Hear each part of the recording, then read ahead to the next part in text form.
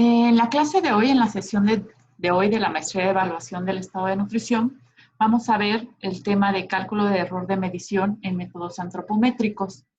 Mi nombre es Raquel García Feregrino, he dado esta clase en años anteriores y cualquier duda o comentario que tengamos de toda esta sesión, igual pueden consultar en mi correo electrónico o me pueden enviar un correo electrónico para que nosotros podamos aclarar dudas. Bueno, esta sesión la vamos a tener y de lo cual van ustedes a tener que realizar un taller, por lo tanto vamos a realizar paso a paso. Esta parte vamos a quitar el video para que nosotros podamos concentrarnos en la sesión. Ok. Entonces, la primera diapositiva nos dice de lo que vamos a hablar, que son los antecedentes de la antropometría, más que de la antropometría, de la forma de estandarización en antropometría. Vamos a hablar de su importancia. Los objetivos va a ser hacer un cálculo de errores técnicos de medición para determinar precisión y exactitud y definir si nosotros, al personal que capacitamos o que estandarizamos, realmente va a tener medidas confiables. Vamos a ver cuáles son las reglas generales para hacer este análisis, cuáles son las fuentes y los tipos de error. Y una vez con toda esta explicación, ustedes van a realizar un ejercicio, el cual vamos a discutir durante clase. Este ejercicio se va a entregar terminado el día de la sesión y vamos a tener un punto de consideraciones generales. Ok. Bueno, la estandarización de métodos antropométricos se inició por el doctor Jean-Pierre Javier después de realizar un estudio en Guatemala, un estudio longitudinal, donde vieron que estos pequeños errores que cometían el personal al medir de manera diferente podría crear un falso diagnóstico o falsos positivos o falsos negativos de niños con estados de nutrición no asertivos. Por lo tanto, Jean-Pierre Javier creó este método, el cual se hace a través de una serie de colección de datos. ¿Cómo se hace esto o para qué se hace esto? Bueno, en todo estudio científico en el que participan diferentes encuestadores, la falta de uniformidad de los datos puede aumentar el riesgo de tener falsos negativos, como comentábamos hace rato, es decir, determinar a un niño que tiene desnutrición y si lo mide otra persona puede definir que tiene un estado normal, pero es la forma en que lo están midiendo o el equipo antropométrico que están utilizando. Entonces, previo a cualquier estudio de investigación, nosotros tenemos que realizar una estandarización en la toma de medidas que vamos a realizar. Y a través de este método de estandarización, nosotros vamos a determinar si la persona tiene precisión y exactitud. Una vez que nosotros definimos, o que por el medio del método nosotros definimos que tiene precisión y exactitud, entonces podemos decir que el personal está capacitado para tomar medidas de peso, de talla o de la medición en la cual nosotros lo hayamos estandarizado. Este procedimiento de estandarización es un método rápido, es no invasivo, localiza los errores que pueden corregirse y estos errores se observan durante las prácticas de estandarización que se realizan. Ayuda a detectar en qué momento se ha llegado a un grado satisfactorio de mediciones precisas y exactas. El supervisor, que viene siendo la persona que capacita en las mediciones que vamos a tomar, averigua cuáles son las características en que debe hacerse hincapié para garantizar que el antropometrista tenga precisión y exactitud en los datos. ¿En qué momento del adiestramiento llega uno al nivel adecuado? Bueno, se hace el cálculo y a través de prácticas de estandarización que se realizan, podemos definir nosotros si la persona tiene precisión y exactitud. ¿Qué quiere decir una práctica de estandarización? Bueno, es justamente el método de Javier,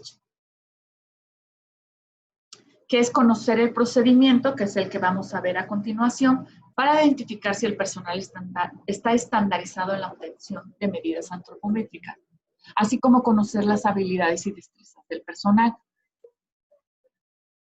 Este método de estandarización, decíamos, se logra a través de prácticas de estandarización, la cual se hace a través de acopio de datos. ¿Qué significa el acopio de datos? Bueno, nosotros normalmente hacemos una estandarización o una práctica de estandarización con 10 sujetos. Es decir, si yo quiero estandarizar a un personal en la toma de peso y longitud en niños menores de 2 años, yo tengo que conseguir un grupo de 10 niños menores de 2 años para tomarles el peso y la longitud. Si nosotros tenemos, por ejemplo, 5 encuestadores a capacitar, yo tengo que tener esos 10 niños y esos 5 encuestadores tienen que medir a los mismos 10 niños 2 veces. De tal manera que nosotros vamos a enumerar a los niños, vamos a ocupar un formato como el que estamos viendo a continuación y vamos a poner el nombre del niño en cada uno de los renglones. Entonces nosotros vamos a tener 10 niños para peso, esos mismos 10 niños les vamos a medir talla, longitud o lo que nosotros queramos estandarizar. Y lo que vamos a hacer es que primero los 5 encuestadores con el supervisor le van a tomar el peso a esos 10 niños y luego le van a tomar la talla. Una vez que concluyeron esas mediciones, entonces van a empezar a entregar sus formatos y empezar con la segunda medición. Siempre que hacemos una práctica de estandarización, todas las primeras mediciones tienen que estar entregadas al supervisor o a una persona encargada para resguardar esta información y no poder ver las primeras mediciones cuando hacemos las segundas, ya que esto puede producir un sesgo de memoria al anotar las mediciones. El siguiente paso que entonces vamos a hacer, una vez que ya medimos a los niños 2 veces de esta manera, vamos a hacer el cálculo. ¿Cómo se hace el cálculo? Bueno, nosotros vamos a tener primeramente las mediciones del supervisor. En este caso vamos a suponer que el supervisor soy yo, soy Raquel García, y vamos a anotar el nombre de los 10 niños y en la columna A vamos a anotar la primera medición que obtuvimos de los 10 niños. En la columna B vamos a anotar las 10 mediciones que realizamos por segunda vez. Una vez que ya anotamos estas mediciones, lo que nosotros vamos a hacer es en la columna D vamos a restar la diferencia de la primera medición menos la segunda medición, nos va a dar, en este caso, menos 0.06. Es bien importante que nosotros pongamos el signo menos, que quiere decir que la primera vez medimos menos que la segunda vez. Esto lo vamos a hacer en las 10 mediciones, de tal manera que si nosotros restamos 169.7, 169.6 nos va a dar 1. Una vez que ya tenemos estas mediciones, se van a elevar al cuadrado y vamos a tener la D cuadrada minúscula. Y esto nos da que menos 6 al cuadrado es 0.36 y se convierte en positivo. ¿Ok? Una vez que tenemos los cuadrados de las 10 mediciones, vamos a sumar todas estas mediciones. Entonces va a ser 0.36 más 0.01 más 0.01 más 0.64, así sucesivamente. Hasta la última medición nos va a dar 1.79. Este 1.79, que es la sumatoria de D cuadrada, es la precisión del supervisor. Este valor es muy importante porque este valor nos va a servir de referencia para decir si las personas o los encuestadores a los cuales estamos capacitando tienen precisión y exactitud. Ok. Los mismos cálculos, bueno, antes de proseguir vamos a hacer la prueba de signos. La prueba de signos consiste justamente en poner este signo de este lado, en esta columna. Si aquí fue negativo, vamos a poner negativo. Si aquí fue positivo, que quiere decir que la primera medición fue superior a la segunda medición, vamos a poner positivo. Y entonces lo vamos a hacer a lo largo de toda la columna o de las 10 mediciones. La S minúscula es la sumatoria de la primera medición más la segunda medición del supervisor. Estas mediciones van a ser muy importantes porque con estas mediciones nosotros vamos a calcular la exactitud de los encuestadores. ¿Ok? El error técnico de medición lo ponemos aquí abajo y lo vamos a explicar más adelante cómo se calcula. Una vez que ya obtuvimos todos estos valores que son los que se obtienen del supervisor, vamos a calcular los valores de los antropometristas. En este caso, la antropometrista o el encuestador o la persona que estamos estandarizando la vamos a llamar Juana Domínguez. Ella midió a los mismos 10 niños y le vamos a hacer el mismo procedimiento. Vamos a anotar en la columna A la primera medición que obtuvo Juana Domínguez de estos 10 niños. En la columna B vamos a anotar las 10 segundas mediciones que obtuvo de estos mismos 10 niños. Le restamos A menos B y obtenemos la D minúscula. Luego la elevamos al cuadrado y entonces nos dan estas mediciones y sumamos todos estos valores. Y en esta parte inferior vamos a tener la sumatoria de D cuadrada, la cual este valor nos dice la precisión que tiene Juana Domínguez. Vamos a hacer los mismos cálculos en esta columna. Vamos a sumar la primera medición más la segunda medición de Juana Domínguez al medir a Excel y nos da 295.4. Todo este mismo proceso se va a hacer para cada uno de los 10 niños que nos dio Juana Domínguez.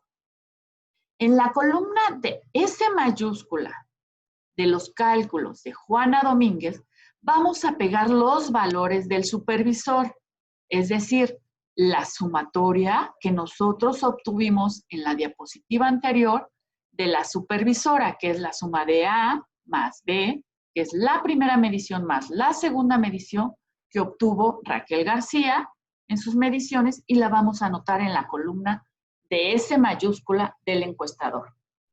Una vez con estos datos, ya podemos proseguir a hacer los siguientes cálculos.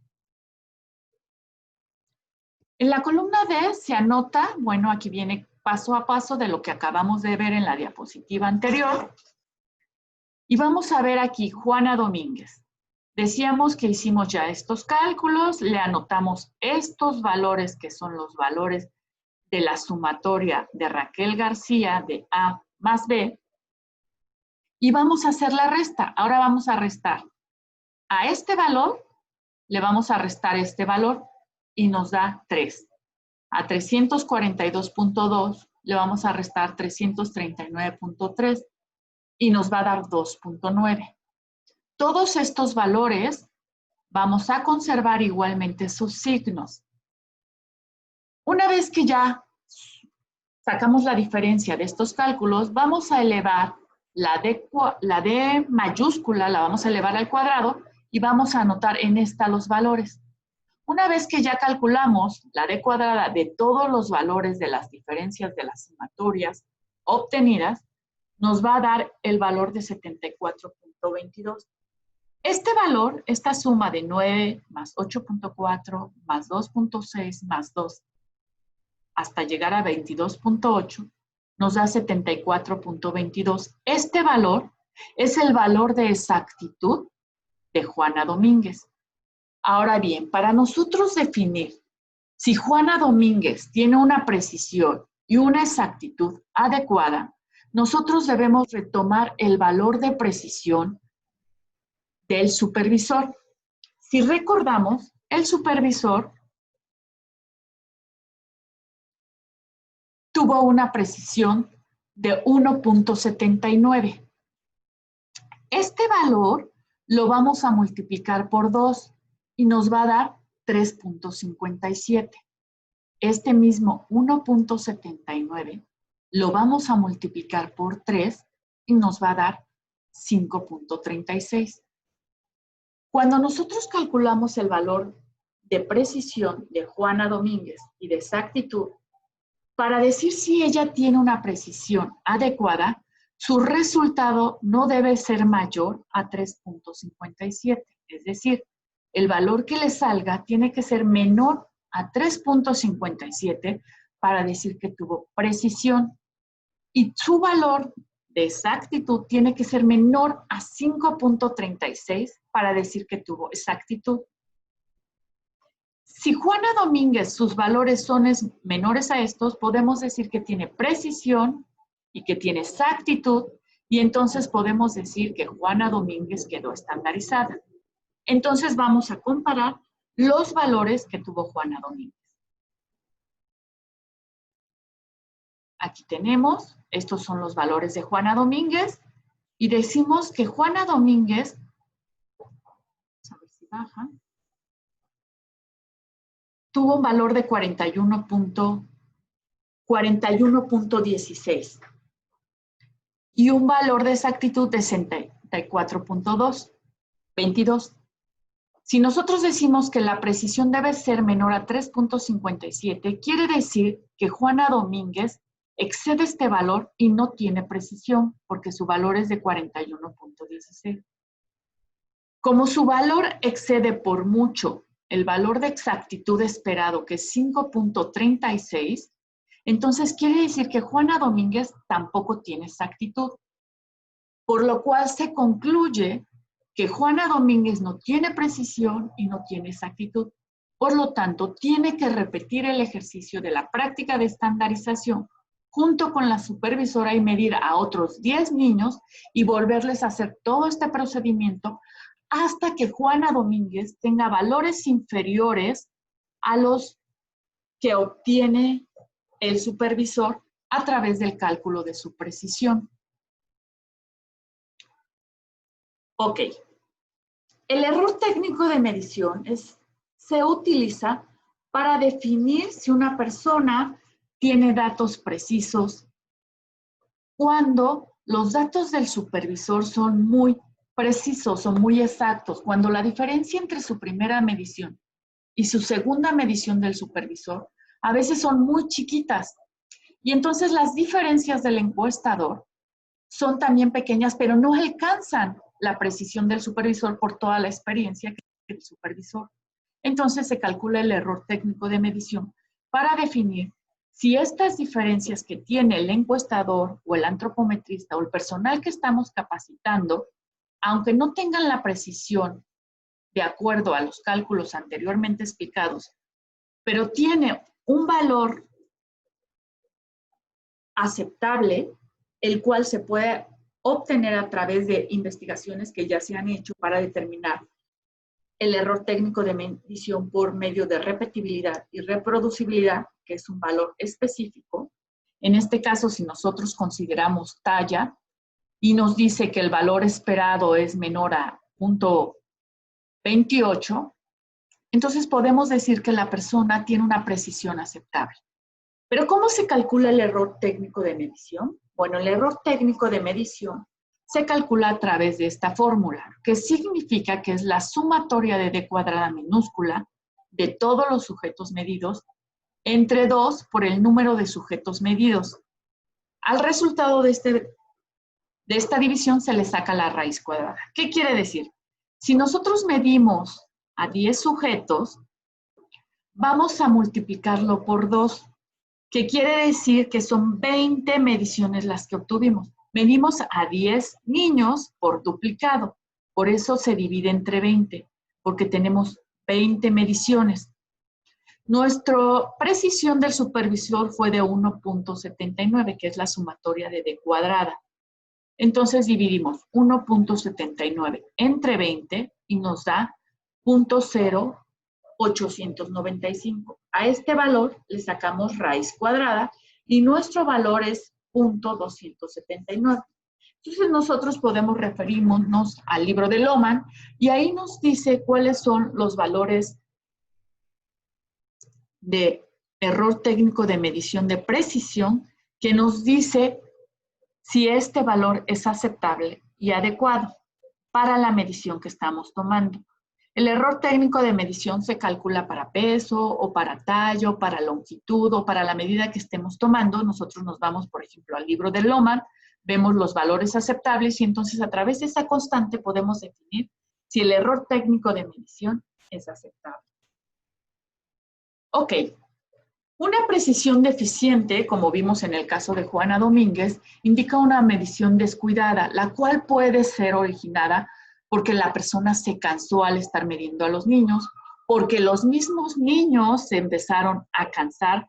Por ejemplo, cuando nosotros medimos longitud a niños pequeños, tenemos más de 5 personas midiendo a los mismos niños, el niño puede agotarse y en las segundas mediciones estar muy inquieto y esto hacer que las mediciones salgan muy diferentes las primeras de las segundas. La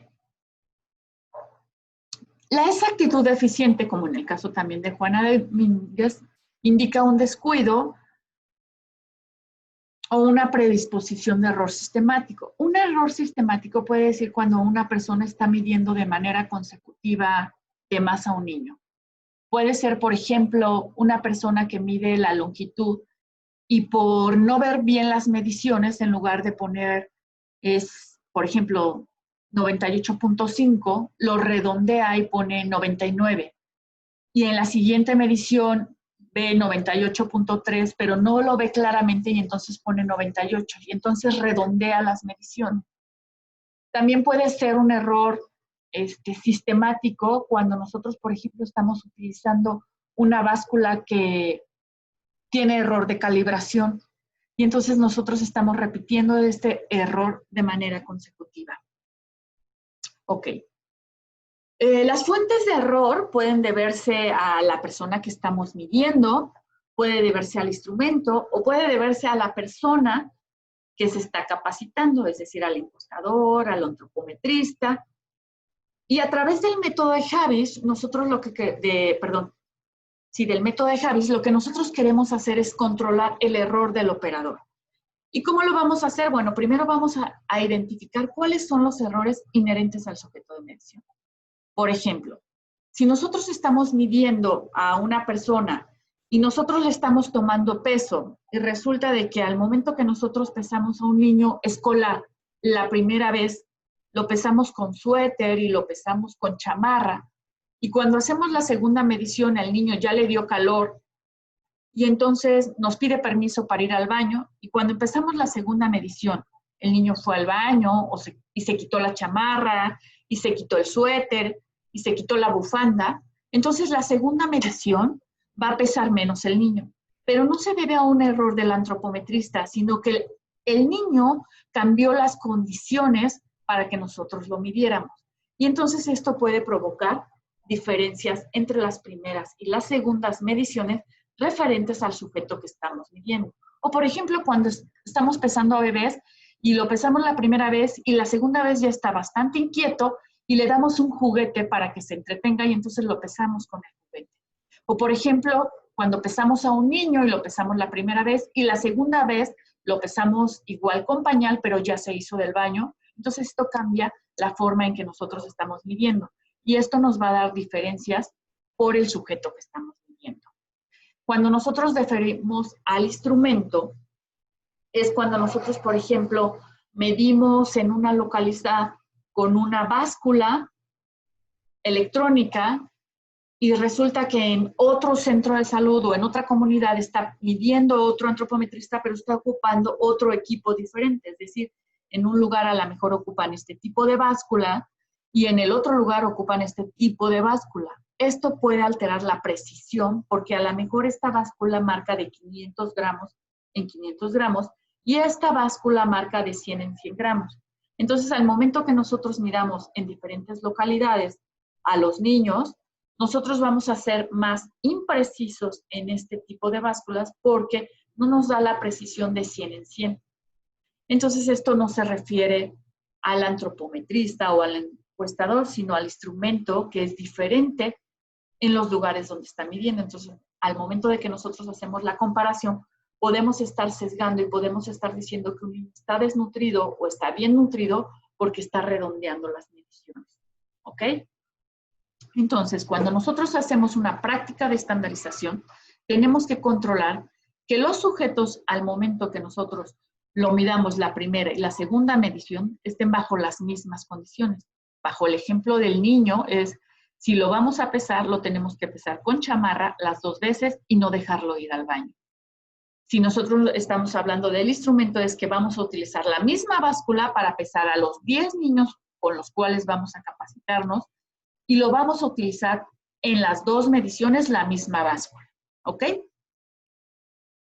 En el caso del operador, que es lo que nosotros vamos a detectar a través de la práctica de estandarización y los cálculos por el método de Havis, se refieren a la técnica que utiliza el encuestador, a la lectura y al registro. ¿Cuáles son los errores que puede tener?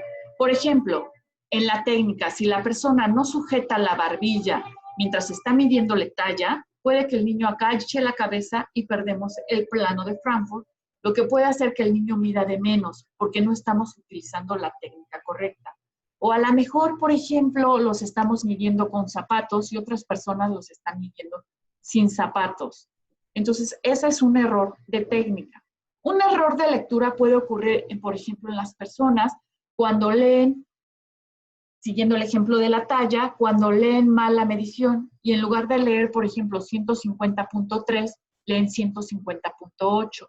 O cuando, por ejemplo, una persona utiliza lentes y no ve bien y puede leer mal la medición porque no está viendo bien. Error de registro puede ser que al momento que nosotros estamos anotando la medición se nos olvida y en lugar de anotar 150.9, anota 159.0. Entonces, estos errores se refieren al antropometrista. Y estos errores son los que nosotros vamos a detectar a través de una práctica de estandarización por medio de las mediciones que toma el sujeto que estamos estandarizando o el antropometrista. Ok. Entonces, tenemos errores aleatorios y errores sistemáticos. A través de la prueba de signos, nos va a decir si el error es aleatorio o sistemático. Por eso es bien importante que nosotros hagamos la columna y pongamos los signos cuando nosotros hacemos la resta de la primera y la segunda medición. Es importante que nosotros anotemos los signos. Ok. Las pruebas de estandarización han servido para inculcar al personal de campo el significado y la importancia de la calidad de los datos. Es decir, si nosotros, por ejemplo, hacemos una encuesta nacional y no capacitamos al personal, ellos durante el campo pueden estar midiendo a los niños diferente. Y si, por ejemplo, tenemos 5 encuestadores, supongamos Rosa, Juan, Rubén, vamos a poner 3, no 5, y uno está midiendo en Sonora, otro en Guanajuato y otro en Veracruz, pero resulta que Sonia no le quita los zapatos cuando los está midiendo. El otro encuestador de Veracruz les deja, por ejemplo, los pasadores o los moños que pueden alterar la lectura de la talla. Entonces puede suceder que nosotros estemos sobreestimando el peso o subestimando la talla de acuerdo a la persona que lo mida. Por eso es bien importante que cuando nosotros hacemos una práctica de estandarización, previamente tenemos que capacitar cómo vamos a medir a cada niño, cómo vamos a tomar la medición de peso, qué equipo vamos a utilizar, cómo se hace la lectura con ese equipo de medición, es decir, con ese estadímetro, o con esa báscula, o con ese picómetro. El método permite elaborar con rapidez una descripción operativa uniforme para cada medición, que era lo que explicábamos. A través de toda la técnica que nosotros damos en la capacitación se refiere a cómo vamos a medir. La práctica de estandarización es este proceso de medir a 10 personas 2 veces, y la estandarización es decir, que una vez que ya realizó la práctica, si la persona tiene precisión y exactitud, quiere decir que está estandarizada. Entonces, realizar una práctica de estandarización no quiere decir que el personal está estandarizado. La práctica de estandarización nos va a decir que si tiene precisión y exactitud, y si tiene precisión y exactitud, entonces sí ya está estandarizado y ya puede ir a tomar mediciones, lo cual nos va a decir que si una persona mide en Guanajuato, otra en Veracruz y otra en Sonora, y ya están estandarizados, nos van a poder decir realmente si el niño tiene desnutrición, si tiene un peso normal o si tiene sobrepeso u obesidad, y no importa si lo mide Juan, Rosa o Susana, porque los 3 ya están estandarizados y las diferencias son mínimas sin alterar el resultado que nos pueda decir qué estado de nutrición tiene el niño. Por eso la importancia. Entonces, una vez que unas consideraciones importantes que tenemos que tomar en cuenta antes de realizar la estandarización y el trabajo en campo es que, aunque el personal ya esté estandarizado, durante campo o antes de realizar cualquier medición, tiene que calibrar el equipo para ver si está funcionando bien. Recordemos, porque hay 3 tipos de errores, el del antropometrista, el del equipo y el de la persona que estamos midiendo, ¿ok? Considerar si hay rotación del personal en campo Es decir, si nosotros vamos a cambiar el personal porque algún encuestador se enfermó, se dio de baja, tiene que estar estandarizado para considerar que no vamos a tener errores de registro porque la persona está midiendo de manera precisa y exacta. Tenemos que hacer estandarización cuando es un estudio longitudinal, es decir, cuando nosotros estamos haciendo un seguimiento para ver si el niño está creciendo bien y lo medimos mes con mes, se recomienda que por lo menos cada año se reestandarice al personal para ver que el personal, aunque haya sido estandarizado, no está cambiando su técnica de campo y entonces esta pueda estar alterando las mediciones. Entonces, por lo menos cada año se tiene que realizar prácticas de estandarización para definir nuevamente si este personal tiene precisión y exactitud y está tomando medidas confiables. Durante la sesión, una vez que ya hayamos hecho nuestro taller, el día que tengamos nuestra sesión presencial, vamos a reiterar y vamos a discutir si entendimos qué es capacitación, qué es una práctica de estandarización, qué es estandarización, y vamos a resolver las dudas que hayan obtenido o que hayan tenido al realizar el ejercicio. Entonces, ¿cuál es el ejercicio que ustedes van a realizar? Bueno, ustedes van a recibir por correo electrónico un ejercicio con datos de esta manera. Ustedes van a tener datos del supervisor de una medición de talla que se realizó en escolares y van a tener la medición del supervisor de una práctica que se realizó en niños de escuela. A cada uno de los alumnos, me parece que son 14 en el, van a recibir un ejercicio. Entonces, ustedes van a tener, por ejemplo, el alumno 1 va a tener los datos y va a ser identificado como alumno 1. Otro alumno va a tener alumno 2 y va a tener los datos del alumno 2. Los datos del supervisor siempre van a ser los mismos y los que van a estar cambiando van a ser los del alumno, de tal manera que cada uno de ustedes realice el ejercicio con el número de alumno que les tocó. Entonces, como resumen, lo que ustedes van a hacer es van a hacer una hoja de cálculo en donde van a poner el nombre del niño. En la parte anterior vieron que teníamos aquí el nombre del niño, van a poner Samuel, Jesús, Leonardo o como les haya llegado por correo electrónico. Entonces vamos a poner el nombre del alumno, vamos a poner la primera medición, vamos a anotar la segunda medición en la columna B, vamos a sacar la diferencia, vamos a elevarla al cuadrado, vamos a sacar la prueba de signos, ¿ok?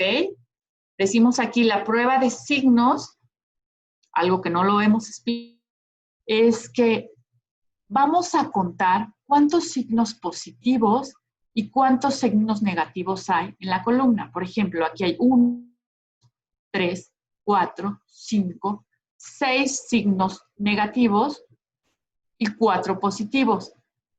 Entonces, para hacer nuestra prueba de signos, entonces nosotros vamos a poner,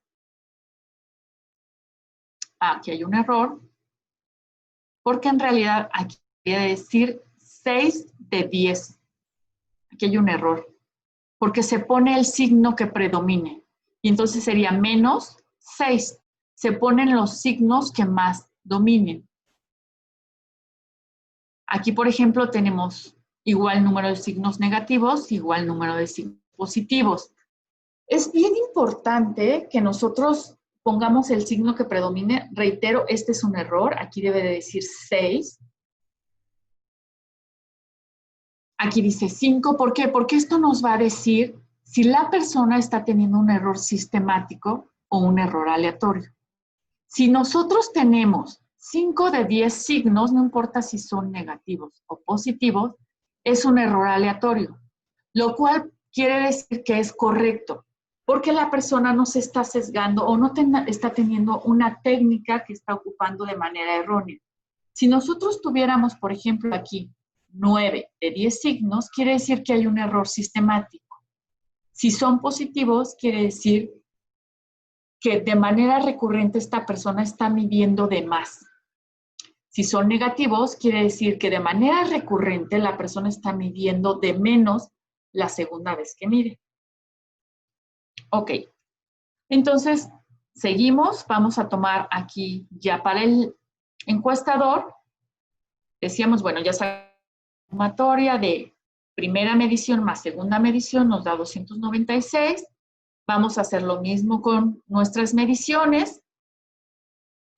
Vamos a sacar las diferencias. Vamos a elevar al cuadrado y vamos a hacer la misma prueba de signos. Miren, aquí sí está correcto. Tenemos 1, 2, 3, 4 y 1, 2, 3, 4, 5, 6 signos positivos. ¿Ok? Reitero, aquí debería de ser 6. No importa que sean positivos o negativos, se cuentan los signos que predominen, se pone en el numerador. Y en el denominador se pone el total de signos. ¿Ok? De esta manera, nosotros hemos concluido. Aquí tenemos el valor de precisión del observador y el valor de exactitud. Comparamos cuál es el valor esperado. Decíamos que este es el valor que le salió al supervisor. Si nosotros, ese fue el que le salió al supervisor, si nosotros multiplicamos 1.56 por 2, nos da 3.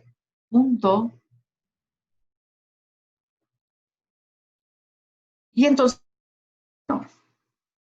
debe ser menor para poder decir que tiene precisión y exactitud.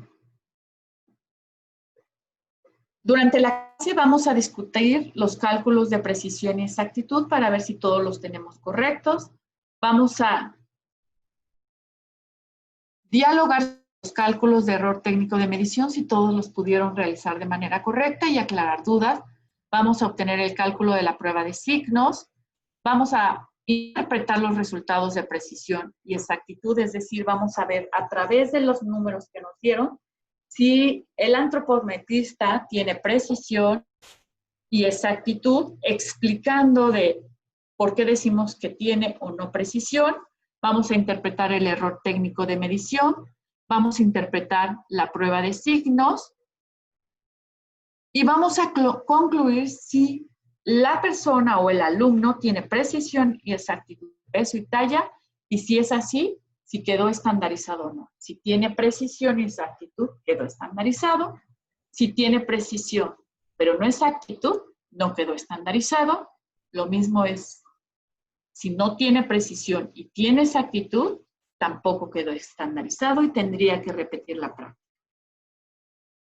Al finalizar la clase, nosotros vamos a entregar en formato de Word el ejercicio realizado con los cálculos y con las interpretaciones y la conclusión del ejercicio para definir si la persona o el alumno tiene que repetir una práctica o ya quedó estandarizado.